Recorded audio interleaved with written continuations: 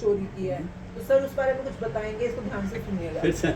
मैं वही बता रहा था कि ये प्रकृति का नियम है, ये भगवान का नियम है कि आप जिस बीज को दबा दोगे वो बीज फलीभूत होगा, जिसको नहीं दबाओगे नहीं होगा। कर्म हमारे बीज हैं, जो कर्म हम करते हैं वो हमारे बीज हैं। अब होता क्या है, जाने अनजाने हम जो अच्छा कर्म करते हैं उसकी हम पब्लिसिटी कर देते हैं, सबको बताते हैं। एक पंखा दान दिया तो 3 ब्लेडों पे 3 नाम लिख दिया, अपना भी, अपने बेटे का भी और अपने बाप का भी।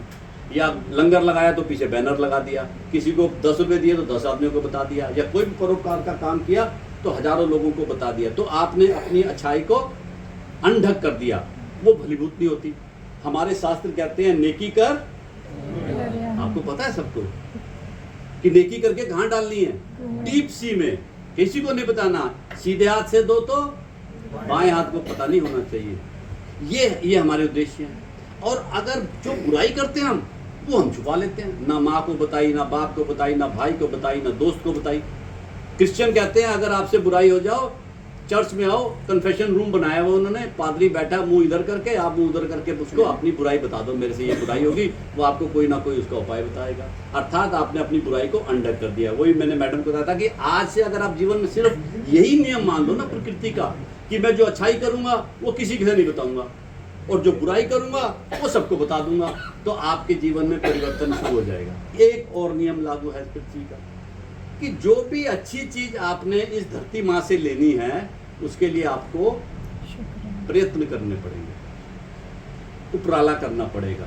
अगर गेहूं पैदा करनी है तो 7 बार उसको हलना पड़ेगा, फिर उसमें बीज डालना पड़ेगा, फिर उसमें खाद डालनी पड़ेगी, फिर उसमें पानी डालना पड़ेगा, फिर उसको राखी करनी पड़ेगी, फिर वो 3 महीने 4 महीने के बाद आपको गेहूं के अनेक दाने वापस देगी। पर अगर आपको धतूरा पैदा करना है, बिच्छू घास पैदा करनी है, खरपतवार पैदा करनी है, ना बीज की जरूरत है, ना खाद की जरूरत है, ना पानी की जरूरत है, ना किसी चीज की जरूरत, अपने आप आएगी। अर्थात कोई भी अच्छा कर्म आपको उपराला करके करना पड़ेगा, और बुराई जो है वो ऑटोमेटिकली आ जाएगी। तो बुराई आ गई, उसे आप अंडक कर दो, जो उपराला करके आपने अच्छाई करी उसे कवर कर दो, आपके जीवन में परिवर्तन शुरू हो जाएगा। स्कूल कॉलेज बने ना भाषा सिखाने के लिए, का खगा भी सीखनी हो तो किसी पाठशाला में जाना पड़ता है। गाली सीखने की कहाँ है पाठशाला, हर बच्चे को आती है। तो ये बुराई है, ये अपने आप आएगी। ये तो आप उखाड़ोगे फिर आ जाएगी, उखाड़ोगे फिर आएगी, जितना खरपतवार उखाड़ो उतनी आ जाती है। पर गेहूं पैदा करने के लिए बहुत मेहनत करनी पड़ेगी। तो मेहनत करके अच्छा काम करो,